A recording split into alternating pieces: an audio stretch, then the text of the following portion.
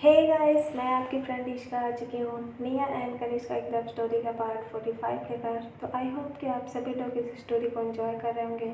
और अगर आप इस चैनल पे पहली बार स्टोरी सुन रहे हैं तो प्लीज़ चैनल को सब्सक्राइब करके बेल आइकन जरूर प्रेस कर दें और साथ ही साथ वीडियो को लाइक एंड शेयर भी कर दें अपने चाहने वालों के साथ।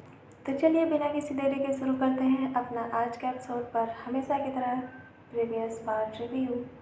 पिछले भाग में आपने सुना था है क्या ही सुना था। पिछले भाग में आपने सुना था कि कनिष्का एंड निया बहुत ही रोमांटिक मोमेंट स्पेंड करती हैं एक दूसरे के साथ एंड पूरी दुनिया रात में रोमांस करती है, लेकिन उन दोनों का रोमांस मॉर्निंग में हुआ था।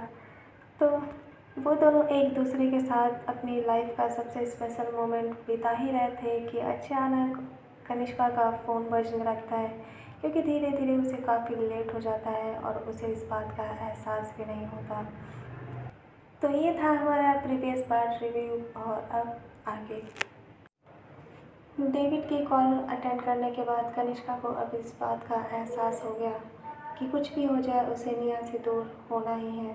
और इसी दर्द के साथ वो निया के जिस्म से अब भी लिपटी हुई थी। सिर्फ कनिष्का ही नहीं थी जिसके दिल में ये दर्द उठ रहा था, बल्कि निया के भी चेहरे का एक्सप्रेशन सेम वैसा ही था जैसा कनिष्का के। हालांकि उन लोगों ने पूरी रात और लगभग सुबह भी अच्छा समय एक दूसरे के साथ बिताया था, लेकिन इसके बाद भी एक सेकंड की भी दूरी उनके लिए बहुत ही ज़्यादा मुश्किल हो रही थी। कनिष्का जब भी निया से दूर हटने की कोशिश कर रही थी, निया पहले से ज़्यादा टाइटली उसे हग कर लेती और इस बात से कनिष्का बिल्कुल लाचार महसूस करने लगी, क्योंकि उसे पता था कि निया इस बात को एक्सेप्ट करने के लिए रेडी नहीं हो रही है। तो फिर अब वो क्या करेगी? क्या उसे ऑफिस नहीं जाना? ऐसा तो पॉसिबल ही नहीं था, क्योंकि लास्ट डे संडे था और आज मंडे। ऑलरेडी कनिष्का ने संडे की बहुत सारी मीटिंग को पोस्टपोन कर दिया था और इस बात का एहसास किसी को भी नहीं था। कनिष्का को समझ नहीं आ रहा था कि वो निया को कैसे समझाए। हालांकि निया ने एक शब्द भी नहीं कहा था, लेकिन उसकी हरकतें उसके इरादों को बयां कर रही थी और उसकी तकलीफ़ों को भी। काफ़ी देर तक कनिष्का गहरी सांस लेती रही और फिर फाइनली उसने हिम्मत करके निया से कहा, निया। हालांकि कनिष्का निया से कुछ कहना चाहती थी, लेकिन उसके मुंह से सिर्फ निया के नाम के अलावा और कोई दूसरा शब्द नहीं निकला। जैसे जैसे घड़ी की सुइयां आगे बढ़ रही थीं, वैसे वैसे कनिष्का का अब रुकना मुश्किल हो रहा था। उसे पता था कि अब उसने अगर ज़्यादा समय बर्बाद किया तो निया से दूर हटना उसके लिए उतना ही मुश्किल हो जाएगा। उसने निया को समझाने की कोशिश करते हुए उसे एक बार फिर से अपने सीने से लगाया और उसके पीठ पर सांत्वना देकर समझाने लगी। हालांकि उसने एक शब्द भी नहीं कहा, लेकिन वो उसे सहलाए जा रही थी ताकि निया को समझ में आए कि अब कनिष्का को जाना होगा। कुछ देर तक निया को यूं ही समझाने की कोशिश करने के बाद कनिष्का ने अपने गले से उसका हाथ हटाया और उसके हाथों को अपने हाथों में लेकर उसे किस करते हुए निया को देखने लगी। लेकिन निया ऊपर देखने को राजी ही नहीं थी। उसकी नज़रें अब भी नीचे गड़ी हुई थीं। ये देखकर कनिष्का ने अब थोड़ा सा ऊपर खिसकते हुए निया के दोनों गालों को अपने हाथों में ले लिया और बड़े प्यार से उसको देखते हुए धीरे से बोली, निया, अब मैं जाऊं? हालांकि कनिष्का निया से परमिशन ले रही थी, लेकिन निया को इस बात का एहसास था कि वो हाँ कहे या ना, कनिष्का तो जाएगी ही, क्योंकि उसे जाना ही पड़ेगा। निया ने कुछ भी नहीं कहा। इसके बदले उसने अपना मुंह कनिष्का से फेर लिया और उसकी तरफ पीठ करके लेट गई। कनिष्का ये देखकर समझ गई कि निया ने उसे जाने की परमिशन तो दे दी है, लेकिन वो इस बात से बहुत ज़्यादा दुखी है। हालांकि वो उसे मना लेती, लेकिन अब इसका कोई फ़ायदा नहीं था। कनिष्का ने अपनी नज़रें इधर-उधर घुमाई और अपने एक हाथ से अपनी टी-शर्ट उठाकर धीरे से उठकर पहनने लगी। टी-शर्ट पहनने के बाद वो ब्लैंकेट से बाहर निकली और उसने निया को पूरी तरह से उसके कंधे से नीचे तक कवर कर दिया और फिर वहाँ से जाने के लिए मुड़ गई। जाने से पहले उसने एक बार फिर एक नज़र निया को देखा, पर निया अब भी उसकी तरफ पीठ कर लेटी थी। उदास मन से कनिष्का वहाँ से चली गई और वो सीधा शावर लेने के लिए अपने कपड़े उठाकर अंदर चली गई। शावर लेने के बाद कनिष्का रेडी भी हो गई, लेकिन इस बीच निया ने अब भी अपना सर घुमाकर उसे नहीं देखा। कनिष्का अब पूरी तरह से रेडी हो गई थी, बस उसने अपना कोट नहीं पहन रखा था। उसने अपनी कलाई पर वॉच बांधते हुए एक बार फिर से निया को देखा, पर निया तो अब भी शायद उससे नाराज़ थी। हालांकि कनिष्का ऑफिस जा रही थी और उसकी ये इच्छा थी कि निया उसके साथ नाश्ता करे, क्योंकि कल रात में कनिष्का ने निया की वजह से डिनर भी नहीं किया और उसकी सुबह भी वो वैसे ही चली गई थी। इस बात का एहसास किसी को भी नहीं था कि कनिष्का ने रात में भी डिनर नहीं किया था। यहाँ तक कि निया को भी इस बात का पता नहीं था, वरना वो कनिष्का के साथ नाश्ता ज़रूर करती, अपने लिए नहीं, उसके लिए। कनिष्का अब पूरी तरह से रेडी हो गई और उसने अपनी अलमारी से अपना ब्लैक कलर का कोट निकाल कर अपनी बाहों पर टांग लिया और उसे बंद करने के बाद बिल्कुल जाने के लिए रेडी हो गई। वो जाना चाहती थी, लेकिन उसके कदम आगे नहीं बढ़ रहे थे। उसने अपना कोट सोफे पर रख दिया और धीरे से निया के पास गई। कनिष्का ने निया के पास बेड पर बैठते हुए उसे देखा और कुछ देर तक चुप रहने के बाद उसने फाइनली कहा, निया, मैं ऑफिस के लिए जा रही हूँ। तुम रेडी होकर नीचे जाकर नाश्ता कर लेना, ऐसे भूखे मत रहना, और हाँ, अपना ध्यान रखना प्लीज़। कनिष्का जो कह सकती थी उसने कह दिया, लेकिन निया ने अब भी उसकी तरफ नहीं देखा। अपनी बात ख़त्म करने के कुछ देर बाद तक कनिष्का निया को देखती रही। उसे उम्मीद थी कि शायद निया उसे एक बार गले लगा ले। कुछ देर तक वेट करने के बाद भी निया ने कनिष्का को हग नहीं किया, तो कनिष्का ने खुद ही आगे बढ़कर उसके माथे पे किस किया और एक बार उसके बालों को सहलाते हुए अपनी जगह से उठ गई। वो अब भी निया के हक करने का इंतज़ार कर रही थी, लेकिन ये सिर्फ उसकी एक इच्छा ही रह गई और वो बेमन से रूम से बाहर जाने लगी। कनिष्का धीरे धीरे रूम से बाहर जा रही थी और फाइनली वो डोर पर आकर खड़ी हो गई।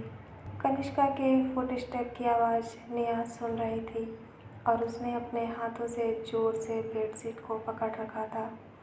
वो जानती थी कि कनिष्का अब ऑफिस जा रही है। उसने जाते जाते एक आखिरी बार निया को देखा, मगर निया अब भी उसकी तरफ पीठ करके लेटी रही। उसने एक आह भरी आंखें बंद की और एक गहरी सांस लेने के बाद फाइनली डोर ओपन करके बाहर चली गई। बाहर जाते जाते उसने डोर बंद किया और अब वो एक कदम भी बिना रोके सीढ़ियों से नीचे उतरने लगी। नीचे उसकी मॉम उसका वेट कर रही थी। उसकी कॉफ़ी टेबल पर रखी हुई थी और उसका नाश्ता भी लग चुका था। कनिष्का की इच्छा नहीं हो रही थी कि वो ब्रेकफास्ट करे, लेकिन निया के साथ साथ उसे अपनी मॉम का भी ध्यान रखना था, तो वो उनकी खुशी के लिए मुस्कुराते हुए उनसे गुड मॉर्निंग विश करने के बाद चुपचाप अपनी चेयर पर बैठ गई। पहला निवाला वो तोड़कर खाने ही वाली थी कि उसे फिर से निया का ध्यान आया।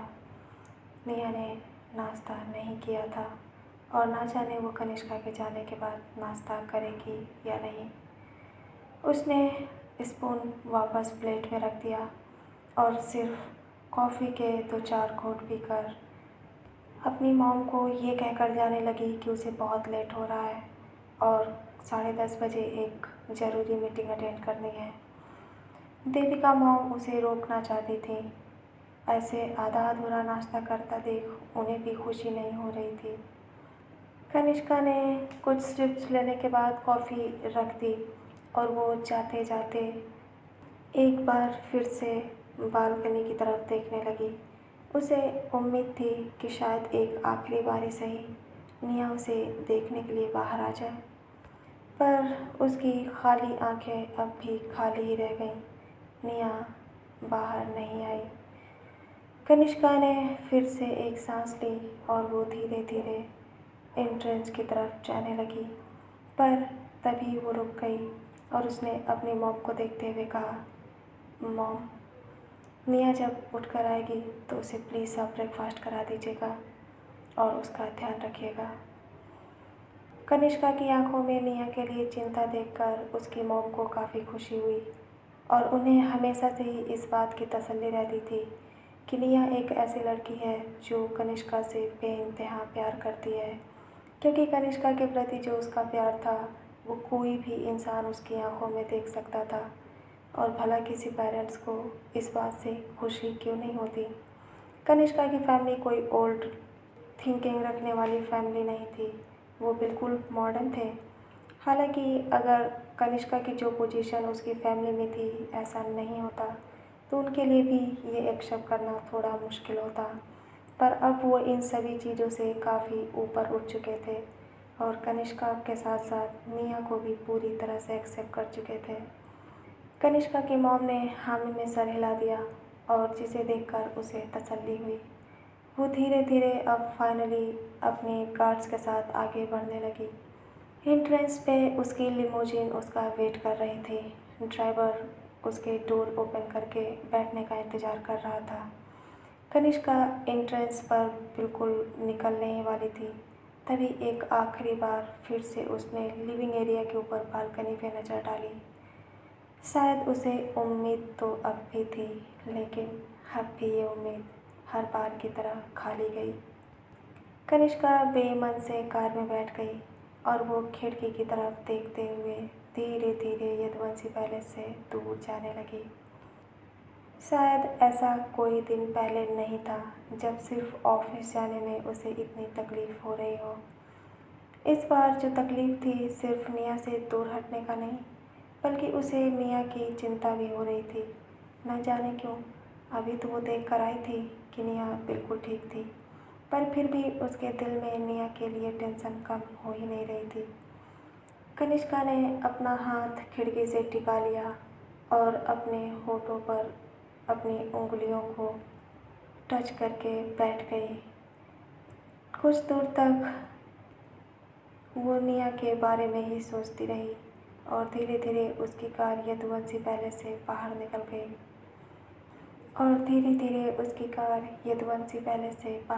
गई उधर निया अब भी उसी पोजीशन में लेटी हुई थी। उसने कनिष्का की तरफ इसलिए मुड़ के नहीं देखा कि उसकी आंखों से आंसू बह रहे थे और उसे डर था कि अगर वो कनिष्का की तरफ मुड़कर एक बार भी देख लेगी तो शायद कनिष्का उसे रोता हुआ देखकर अपने जाने का फैसला बदल दे। कुछ देर के बाद फाइनली निया ब्लैंकेट से बाहर निकली और उसने अपने कपड़ों को पहना। कपड़े पहनने के बाद निया अपने पैर लटकाकर बेड पर बैठ गई और वो अब भी अपनी उदासी भरी नज़रों से उस डोर की तरफ देख रही थी। निया अपनी उलझनों में कहीं खोई हुई थी कि तभी उसका डोर बाहर से नॉक हुआ। वो अचानक होश में आ गई और उसने झट से अपना बिस्तर और बाकी चीज़ें सही की। अपनी आंखों से आंसुओं को पोंछकर उसने अपने चेहरे के एक्सप्रेशंस को छुपा लिया और वो फाइनली डोर पे गई।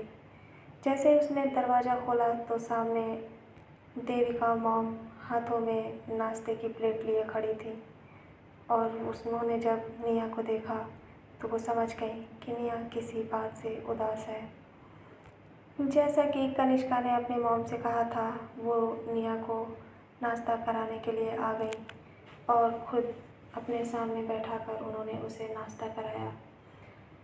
नाश्ता करने के बाद निया फिर से बेड पर बैठ गई और अब उसे अपने अंदर कुछ अजीब सा महसूस होने लगा। उसे थकान सी महसूस हो रही थी और ऐसा लग रहा था कि जैसे उसकी बॉडी अंदर से हल्की हल्की गर्म हो रही हो। उसका माथा धीरे धीरे जलने लगा। निया को समझ नहीं आ रहा था कि ये उसके साथ क्या हो रहा है। कुछ देर के बाद देविका मॉम उसके रूम से चली गई, पर निया अपने आप में अब भी परेशान थी। धीरे धीरे समय गुजरता गया और देखते ही देखते दोपहर हो गई। इस बीच निया एक बार भी अपने रूम से बाहर नहीं निकली। उधर कनिष्का का भी मन काफ़ी बेचैन था। SK group CEO office. Kanishka कुछ लोगों के साथ मीटिंग कर रही थी। हालांकि कनिष्का इस समय काफ़ी इम्पोर्टेंट मीटिंग कर रही थी, पर उसके बाद भी उसका ध्यान बार बार निया पर जा रहा था। उसके मन में निया इस तरह से छाई हुई थी कि उसे ध्यान ही नहीं आया कि उसने मीटिंग के दौरान कितनी बार अपनी सेक्रेटरी चारला को निया के नाम से पुकारा। हालांकि हर बार चारला ने ये नोटिस किया, लेकिन उसने एक बार भी अपने बॉस को टोका नहीं, क्योंकि इस समय जो क्लाइंट्स उनके सामने थे वो काफ़ी इम्पोर्टेंट थे। कुछ देर के बाद करीब आधे घंटे तक वो मीटिंग चलती रही और उसके बाद कनिष्का थोड़ी देर के लिए फ्री हो गई। कनिष्का के मन में एक अजीब सी बेचैनी उठने लगी। ये बेचैनी जानी पहचानी थी। जब भी उसके मन में ऐसी बेचैनी उठती थी, तब भी किसी न किसी उसके चाहने वाले के साथ कुछ तो गलत होता था। हालांकि उसे निया की याद आ रही थी, पर इस समय जो उसके मन में फीलिंग्स उठ रही थी वो सिर्फ यादों की नहीं थी, बल्कि एक टेंशन थी जो शायद उसके घर में दस्तक दे रही थी। उधर निया का शरीर पूरी तरह से बुखार से तपने लगा। उसे ये समझ ही नहीं आ रहा था कि आखिर ऐसे अचानक उसे फीवर क्यों आ रहा है। हालांकि उसे ये बात देविका मॉम को बतानी चाहिए थी, लेकिन उसने किसी से भी कुछ भी नहीं कहा और वो चुपचाप अपने रूम में बिस्तर पर पड़ी रही। इधर यदुवंशी पैलेस में किसी को पता ही नहीं था कि निया की इस समय क्या कंडीशन है। निया को भी लगा कि हल्का फुल्का फीवर है, जो शायद ठीक हो जाएगा, क्योंकि उसे कोई रीज़न नहीं मिल रहा था कि अचानक ऐसे फीवर क्यों आ गया। पर वो शायद ये बात भूल चुकी थी कि जब वो सुबह शावर लेने के लिए बाथरूम में गई तो वो 1 घंटे तक लगातार भीगती रही, जिसकी वजह से निया को सर्दी लग गई, क्योंकि आज निया ने डेली से बहुत ज़्यादा जल्दी नहा लिया था और जिसकी वजह से अब उसकी तबीयत धीरे धीरे बिगड़ने लगी। निया को जो फीवर हल्का फुल्का लग रहा था, उसे इस बात का एहसास नहीं था कि अब धीरे धीरे उसकी मुश्किलें बढ़ा देगा। देखते ही देखते शाम के 4 बज गए और अब तक निया के ऊपर बुखार का पूरी तरह से कब्जा हो चुका था। उसकी पूरी शरीर लाल हो चुकी थी और अब उसकी आंखें आधा खुल रही थी और आधा बंद हो रही थी। उसे इस समय सिर्फ और सिर्फ कनिष्का का ख्याल आ रहा था। यहाँ तक कि निया की सांसें भी लंबी होने लगी और शायद उसे अब ब्रीथिंग में भी प्रॉब्लम होने लगी। उधर कनिष्का की भी हालत ख़राब हो रही थी। उसकी बेचैनियाँ बढ़ती ही जा रही थी। वो समझ नहीं पा रही थी कि आखिर आज उसके साथ हो क्या रहा है। उसके सामने फाइलों की ढेर थी, लेकिन उसका मन किसी चीज़ में नहीं लग रहा था। वो पन्ने पलट तो रही थी, पर उसकी आंखों के सामने एक भी अक्षर समझ नहीं आ रहा था। अचानक उसने फाइल बंद कर दिया और उसे टेबल पर रख दिया। इधर उधर परेशान होते हुए उसने अपना फ़ोन उठाया और निया का नंबर अपने फ़ोन स्क्रीन पर डायल किया।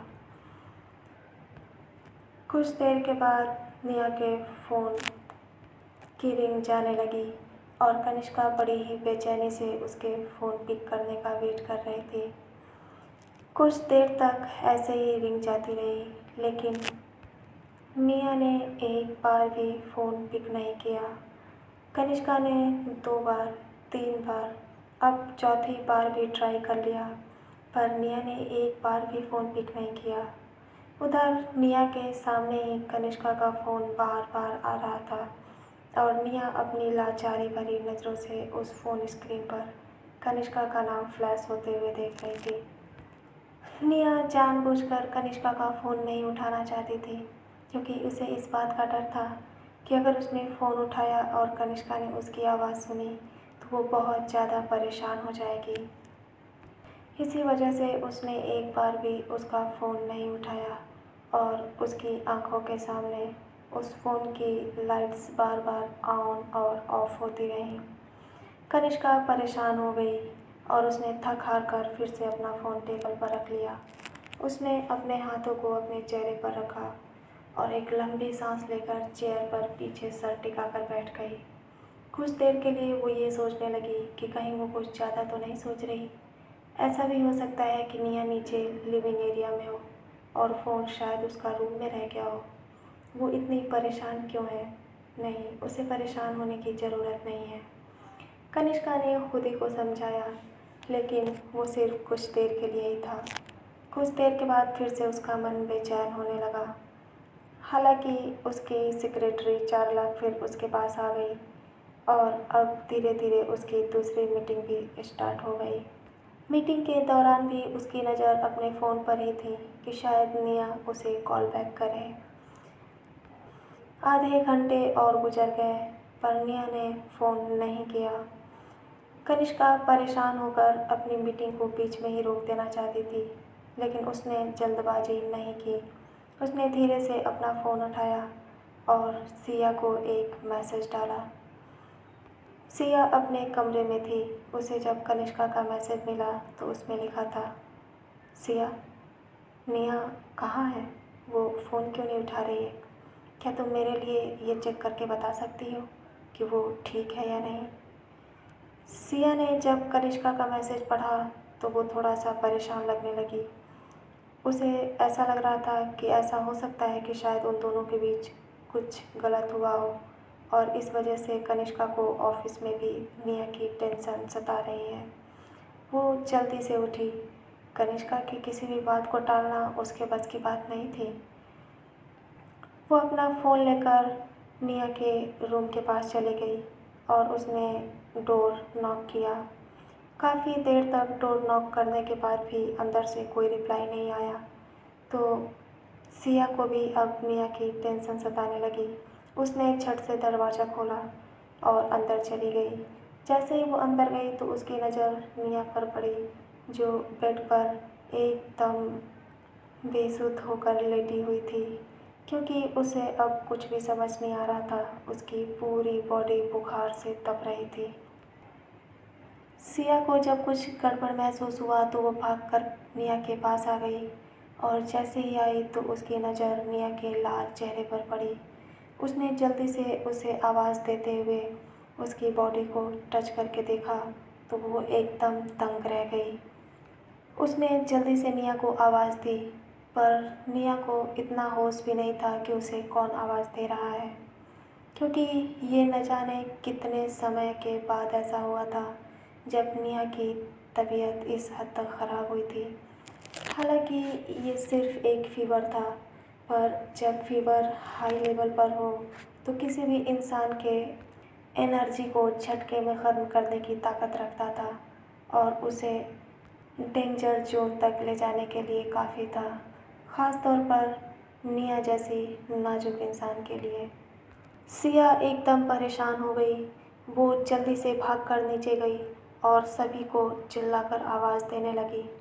देविका मॉम और बाकी लोगों ने जब उसकी आवाज़ सुनी तो वो झटपट बाहर आए और कोई भी नहीं था सिवाय देविका मॉम और सभी नौकरों के। जैसे ही देविका मॉम ने सुना कि सिया क्या कह रही है तो वो भी घबराते हुए ऊपर गईं और उनके साथ साथ कुछ हेड नौकर भी गए। जब उन्होंने निया की हालत देखी तो उन्होंने झट से उसे अपने गले से लगा लिया और उसके बालों को सहलाकर उसे आवाज़ देने लगी, पर निया को अब भी होश नहीं था। बिना किसी देरी के उन्होंने अपने सर्वेंट को ऑर्डर दिया कि वो जल्दी से डॉक्टरों की टीम बुलाए। देखते ही देखते एक अच्छे डॉक्टरों की टीम आ गई और वो बारी बारी से निया को चेक करने लगे। जैसे ही उन्होंने निया के हाई लेवल के बुखार को देखा तो वो दंग रह गए। उन्होंने अपने साथ कुछ नर्सेस भी बुलाए और जल्दी से निया को आइस ट्रीटमेंट देने लगे। इस समय वो चाहकर भी इंजेक्शंस नहीं लगा सकते थे क्योंकि निया की हालत बहुत ज़्यादा ख़राब थी। जिस समय नर्सेस आइस से उसकी पूरी बॉडी की पुछाई कर रही थी, दीपिका मॉम निया का हाथ पकड़ के उसके पास ही बैठी थी और उनकी चेहरे पर निया के लिए टेंशन साफ साफ झलक रही थी। यहाँ तक कि सिया भी उनके कंधे पर हाथ रखकर खड़ी थी और वो इस समय निया को इस हालत में देखकर एकदम परेशान हो गई थी। हालांकि वो निया को हॉस्पिटल लेकर जा सकते थे, लेकिन उनके पास सारी फैसिलिटीज़ थी। डॉक्टर्स की बेस्ट टीम बुलाई गई थी और सभी ट्रीटमेंट की सुविधाएं यहाँ अवेलेबल थी। तो इस वजह से निया को परेशान करना ठीक नहीं था और उन्होंने अपनी ट्रीटमेंट चालू कर दी। उधर कनिष्का को ऐसा महसूस हो रहा था कि जैसे उसे सांस ही नहीं आ रही हो और वो मीटिंग के दौरान ही बहुत ही अजीब बिहेव करने लगी। उसे अपने अंदर ऐसा लग रहा था कि जैसे ऑक्सीजन की कमी हो रही हो। जब चारला ने उसे इस हालत में देखा तो वो जल्दी से ठंडे पानी की बोतल कनिष्का को ऑफ़र करते हुए उसे संभालने लगी। उसने उस मीटिंग को बीच में ही रोक दिया। अब कनिष्का पानी पीकर चेयर पर पीछे की तरफ बैठ गई। उसने अपना फ़ोन फिर से चेक किया और सिया या निया दोनों में से किसी के रिप्लाई का वेट करने लगी। इधर निया का ट्रीटमेंट अब भी चल रहा था। उसकी बॉडी इतनी ज़्यादा हीट कर रही थी कि बर्फ़ का पानी भी उसके शरीर पर इतनी तेज़ी से सूख जा रहा था कि किसी को कुछ समझ ही नहीं आ रहा था। इतनी जल्दी किसी इंसान की शरीर इस हद तक कैसे गर्म हो सकती है। देखते ही देखते आधे घंटे और गुजर गए और निया की हालत में 5% तक सुधार हुआ, लेकिन वो कुछ ज़्यादा नहीं था। पर डॉक्टरों को इस बात की तसल्ली थी कि वो निया की कंडीशंस को सुधारने में अब धीरे धीरे कामयाब हो रहे थे। करीब 15 मिनट बाद उन डॉक्टर्स ने फिर से निया का फ़ीवर चेक किया, लेकिन जैसे ही उन्होंने उसका फ़ीवर चेक किया वो एक बार फिर से पूरी तरह हैरान हो गए, क्योंकि जो कभी अभी 5% की कुछ देर पहले आई थी, अचानक वो अब बढ़ गई थी और फिर से निया का फ़ीवर 108 डिग्री सेल्सियस तक हो गया था। डॉक्टर्स एकदम दंग हो गए। उन्हें समझ नहीं आ रहा था कि सारी मेडिसिन्स का असर ऐसे कैसे बेकार जा रहा है। आखिर उनसे कहाँ गलती हो रही है। वो तो अपना बेस्ट ट्राई कर रहे थे और जो डॉक्टर्स की टीम इस समय निया का ट्रीटमेंट कर रही थी वो कोई मामूली डॉक्टर नहीं थे। उन्हें तो फ़ीवर के ट्रीटमेंट के लिए इनवाइट करना ही उनकी इंसल्ट करने के बराबर था, क्योंकि उसमें तो 2 मेंबर्स फॉरेनर डॉक्टर्स भी थे। लेकिन इसके बाद भी उनके चेहरे पर पसीने थे, क्योंकि वो किसी मामूली इंसान का ट्रीटमेंट नहीं कर रहे थे। यदुवंशी पैलेस की एकलौती बहू का ट्रीटमेंट कर रहे थे। हालांकि ये बात बाहर सबको नहीं पता थी, पर वो कनिष्का के फैमिली डॉक्टर्स थे जो हर छोटी बड़ी बात जानते थे, क्योंकि मंथली सभी फैमिली मेम्बर्स का चेकअप करने के लिए वही डॉक्टर्स की टीम आती थी और इसीलिए उन्हें निया के बारे में अच्छे से जानकारी थी। वो अपनी चिंता भरी नज़रों से मिसेस देविका की तरफ देखने लगे और जब उन्होंने डॉक्टर्स के चेहरे पर चिंता देखी तो वो और भी ज़्यादा परेशान लगने लगी। अब उन्हें समझ नहीं आ रहा था कि वो क्या करें। क्या वो कनिष्का को कॉल करके बता दें? नहीं, वो कैसे बता सकती हैं? क्या कनिष्का ने जाते वक्त उन्हें निया की रिस्पॉन्सिबिलिटी नहीं दी थी?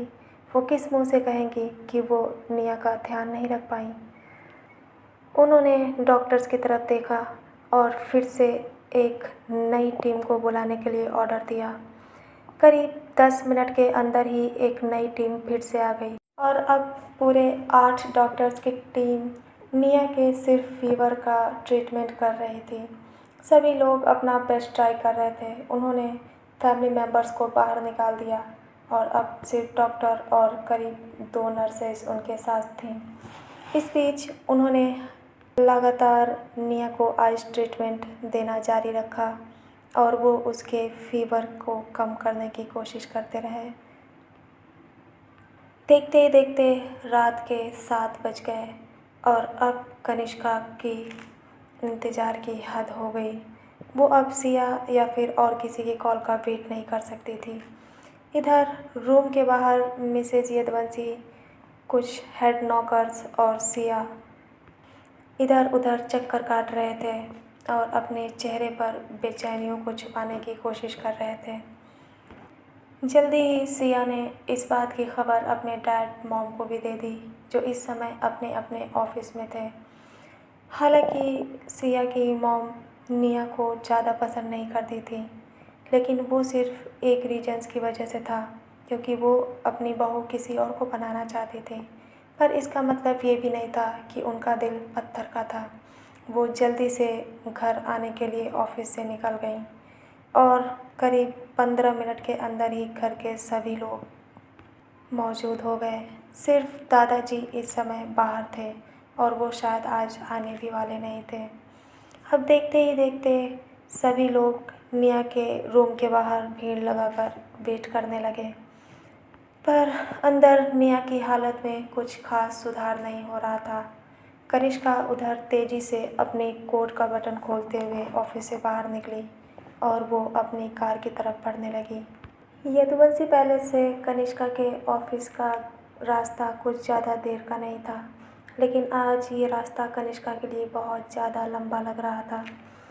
वो अपनी उंगलियां लगातार कार की सीट पर घुमाए जा रही थी और ऐसा लग रहा था कि जैसे एक एक सेकंड उसके लिए काटना बहुत मुश्किल होता जा रहा था।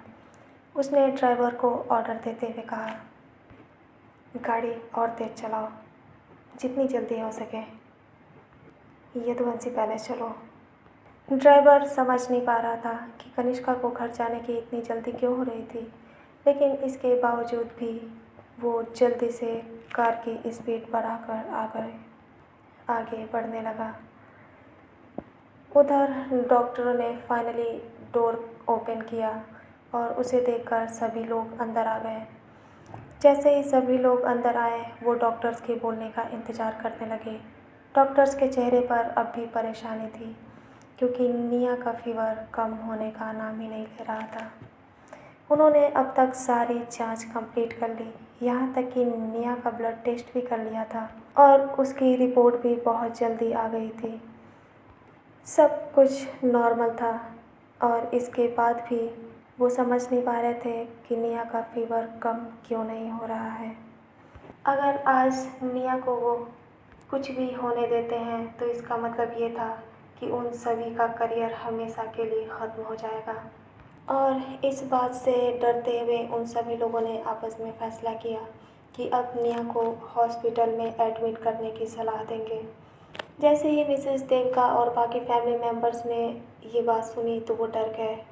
उन्हें तो यकीन ही नहीं हो रहा था कि इतने बेस्ट डॉक्टर की टीम निया के सिर्फ फीवर को कम करने में नाकाम रही। ऐसा कैसे हो सकता था? क्या ये इतनी इम्पॉसिबल बात थी? डॉक्टर्स के साथ साथ घर के फैमिली मेम्बर्स के भी चेहरे पर पसीना आने लगा, क्योंकि उन्हें अब इस बात का डर था कि उनके साथ कनिष्का क्या करेगी जब उसे पता चलेगा कि वो निया का ध्यान भी नहीं रख पाए। अब मिसेस देवका के पास कोई रास्ता नहीं था कि वो कनिष्का को निया की हालत की जानकारी दे, और वो लाचारी से बाकी लोगों की तरफ देखने लगी। मिस्टर प्रताप समझ गए कि उनकी भाभी सा उनसे क्या पूछना चाहती हैं। उन्होंने भी हामी में सर हिलाया और कनिष्का के घर आने का वेट करने लगे, लेकिन उन्हें क्या पता था कि कनिष्का को कॉल करने की ज़रूरत ही नहीं है। वो तो ऑलरेडी यदुवंशी पैलेस के एंट्रेंस पर आ चुकी थी और बिजली की रफ्तार से अंदर की तरफ बढ़ रही थी। जैसे ही कनिष्का अंदर आई तो उसने लिविंग एरिया की तरफ अपनी नज़रें घुमाकर देखी, जहाँ दूर दूर तक कोई नहीं दिख रहा था। यहाँ तक कि घर के सर्वेंट भी नहीं थे। आखिर ये सब क्या हो रहा था? सिर्फ एंट्रेंस पे 2 गार्ड्स थे, जिन्हें अंदर के हालात के बारे में कुछ भी खबर नहीं था। कनिष्का के चेहरे पर अब टेंशन और भी तेज़ी से उभरने लगी और वो भागते हुए सीढ़ियों के ऊपर जाने लगी। पर जैसे ही वो बालकनी से आगे बढ़ी तो उसकी नज़र उसके रूम में लगी उस भीड़ पर पड़ी। अचानक उसके कदम रुक गए और उसके दिल में एक डर ने जगह बना ली। वो सबको कंफ्यूज होकर देखने लगी। सभी की पीठ इस समय कनिष्का की तरफ थी। डोर ओपन था और डोर के बाहर नौकरों की भीड़ थी।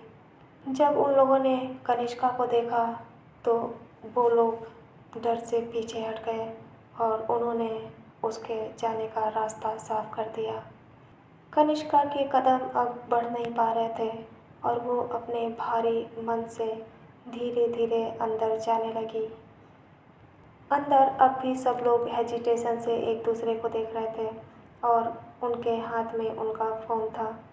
कनिष्का धीरे धीरे अंदर आ गई और जैसे ही वो अंदर आई अपनी फैमिली के सभी मेंबर्स को एक साथ देखकर हैरान रह गई। किसी को भी इस बात का एहसास नहीं था कि कनिष्का उनके ठीक पीछे खड़ी है और उस कमरे में इतने लोगों के होने के बावजूद भी एक अजीब सा सन्नाटा था। सिया की हालत तो डर के मारे और भी ज़्यादा ख़राब हो गई थी और वो इस समय अपने देविका मॉम का हाथ पकड़ के चुपचाप निया को देख रही थी। उस शांत माहौल में कनिष्का की हिम्मत नहीं हुई कि वो आगे बढ़े, क्योंकि उसकी नज़र सब पर थी। बस कोई नहीं दिख रहा था तो वो निया थी। अचानक उसे ऐसा महसूस हुआ कि जैसे उसके दिल की धड़कन थम गई और उसके गले में कोई शब्द नहीं मिल रहा था। बड़ी मुश्किल से उसने हैरानी भरी शब्दों को इकट्ठा किया और धीरे से बोली, यहाँ क्या हो रहा है? उसकी आवाज़ बहुत धीमी थी, लेकिन उस शांत माहौल में उन सभी लोगों के कानों में कनिष्का की आवाज़ गई और जैसे ही उन्होंने ये महसूस किया कि उनके पीछे कौन था तो उनके चेहरे का डर उनकी आंखों में उतर आया और सभी लोगों ने एक साथ हैरानी से कनिष्का की तरफ देखा।